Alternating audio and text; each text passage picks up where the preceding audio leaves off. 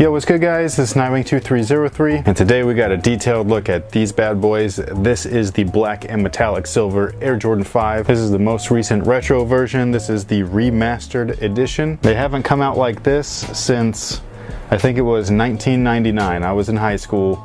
That was a long time ago. And I believe they retroed at least 2 more times after 1999, which makes this like the third or fourth, not third, can't count. I believe this makes this the 4th retro of this colorway, but this is not like the Jordan PE edition that came out last time with the little 23 on the side.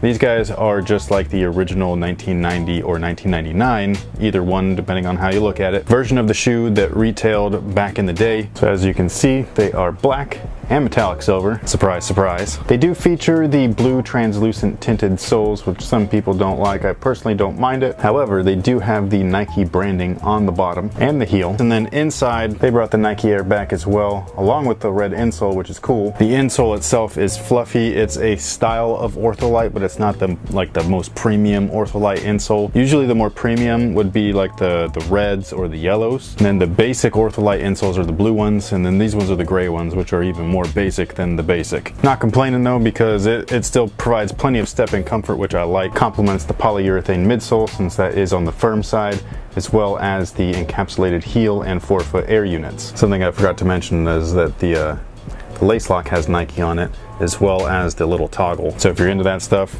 there you go. This guy's got a super reflective tongue, stitch game on point, Air Jordan patch on the back. Again, just a closer look at the insole, you can kind of see that gray fluff coming through on the sides. Stitching looks great on the heel. And the materials, for those wondering, is very close to the original shoe. And the originals were synthetic. These are synthetic as well. This is not a premium sneaker or anything like that, even though they do charge $220, which is pretty crazy. Just like the maroon 6s, these guys have that Nike Air on the back and the white and cement 4s, so they're upping the charge for these guys. So some people on Instagram are asking me, is this, you know, $220 worth of shoe or whatever? Look, man, I can't answer that for you. If you got 220 bucks plus tax and you want this shoe, go ahead and buy yourself a pair. If you don't have 220 bucks plus tax, trust me, you're not missing out on anything. There's going to be plenty more releases. These will probably end up getting on the resale market, hopefully not for too much over retail. So if you really wanted a pair, you can always save up and then grab them later on down the line. But yeah, as far as like their worth or their value, that's not my decision. I bought a pair, so clearly I wanted a pair. Do you want a pair bad enough to spend 220 bucks?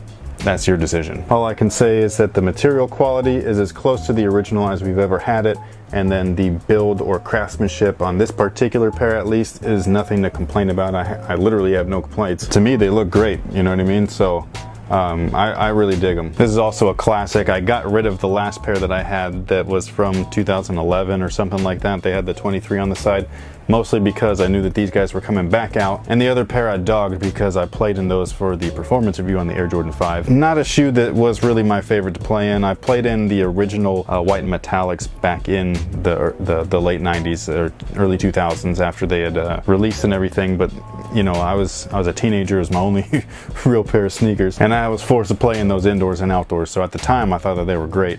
But you know, playing in them again after playing in other shoes, more modern shoes, these just don't really keep up the way that other Jordans have. But off court though, these are fire. Like you can't deny that, whether you like the price or not.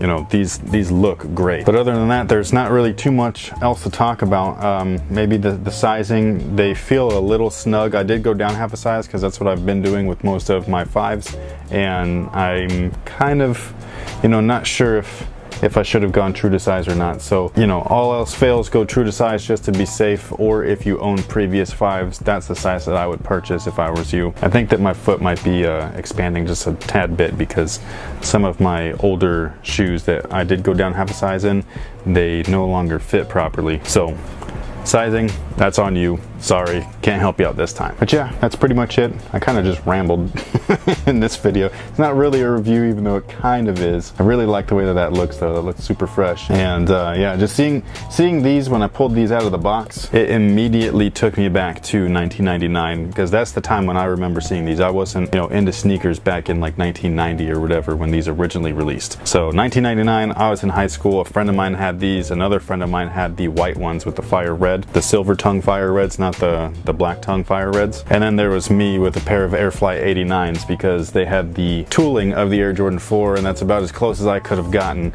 to having an Air Jordan at the time until I got a job. Not hating on the Airfly 89 though, those are legit. That's one of my favorite shoes of all time, along with a list of many, so that doesn't really tell you much. But that's pretty much it. Again, 220 bucks, is it worth it? That's for you to decide. These are as close to the OG as they've ever gotten before, so you know, take that for what it's worth. And thank you so much for watching. Thanks for all your support. Are you going to be copping these? You let me know, because I can't tell you what to do with your money, but you know, you let me know what you're going to do with your money. Are you going to grab these? Are you waiting for something else?